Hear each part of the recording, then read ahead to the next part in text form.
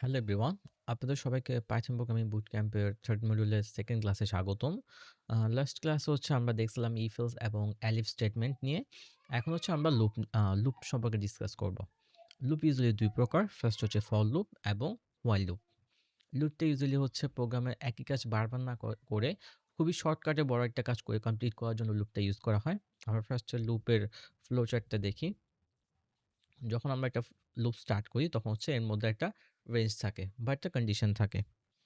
তো যখন হচ্ছে আমাদের রেঞ্জটা ট্রু হয়, রেঞ্জের মধ্যে থাকে, সাপোজ আমি 1 থেকে 10 একটা রেঞ্জ দিলাম, যখন এর মধ্যে থাকবে কোড আমার হচ্ছে লুপটা বারবার এক্সিকিউট হতে থাকবে। যখনই আমার রেঞ্জের বাইরে যাবে তখনই আমার লুপটা স্টপ হয়ে যাবে।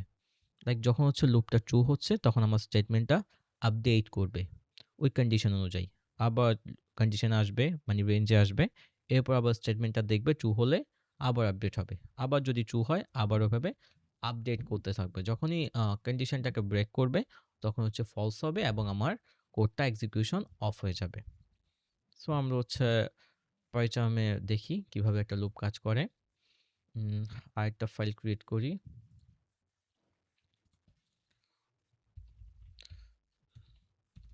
ফার্স্ট আমরা ফর লুপ নিয়ে দেখব। তাহলে ফর লুপ ডট পাই দিয়ে একটা ফাইল ক্রিয়েট করলাম। ফর লুপ লেখার জন্য ফার্স্ট হচ্ছে একটা ফর কিওয়ার্ড লিখতে হয়। ফর কিওয়ার্ড দ্বারা হচ্ছে ফর লুপকে ইন্ডিকেট করে। এরপর হচ্ছে আমরা একটা রেঞ্জ নিব, ঠিক আছে? তো আমি এই রেঞ্জটাকে নেওয়ার জন্য আমার একটা কাউন্টার লাগবে যে হচ্ছে কাউন্ট করবে। আমি এখানে আই এক্স যে কোনো কিছু নিতে পারি। সাপোজ আমি একটা এক্স নিলাম, এক্স ইন রেঞ্জ। এরপর একটা রেঞ্জ নিব এক্সের। এক্সের রেঞ্জ নিলাম আমি 1 থেকে 11 পর্যন্ত। তাহলে আমার 1 থেকে স্টার্ট হবে, যখন 11 আসবে তখন স্টপ হয়ে যাবে। 11টা 11 এর থেকে আগাবে না আর কি। 11 এর এক আগে পর্যন্ত প্রিন্ট করবে, 11 আসলে আমার লুপটা স্টপ হয়ে যাবে। 11 মিনস হচ্ছে 10 পর্যন্ত কাজ করবে, 11 আসলে আমার লুপটা স্টপ হয়ে যাবে। So let's see. আমি এখন হচ্ছে আমার কাউন্টারটাকে প্রিন্ট করে দিব, প্রিন্ট এক্স। ওকে, এখন হচ্ছে রান করি।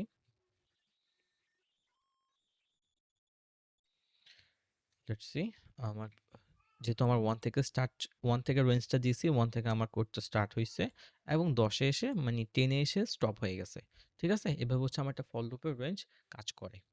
আমরা এখন চাইলে আমাদের লুপটাকে রিভার্সেও চালাইতে পারি। লাইক যখন হচ্ছে আমরা নিউ ইয়ার সেলিব্রেট করি বা বার্থডে সেলিব্রেট করি, লাইক কি আমরা লাস্ট 10 সেকেন্ডকে কাউন্ট করি। 10, 9, 8, 7, 6, 5, 4, 2, 1, এরপর সেলিব্রেশনটা হয়। ঠিক আছে, সাপোজ আমরা এরকম একটা সেলিব্রেশন করব, তখন আমরা কি করব, জাস্ট এটাকে রিভার্স করে দিব।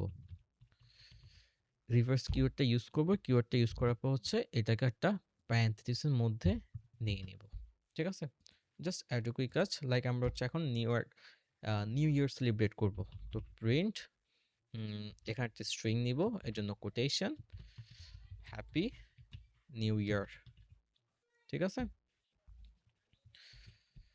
এখন হচ্ছে কোডটা রান করে দেখি রিভার্সে কাজ করতেছে কিনা।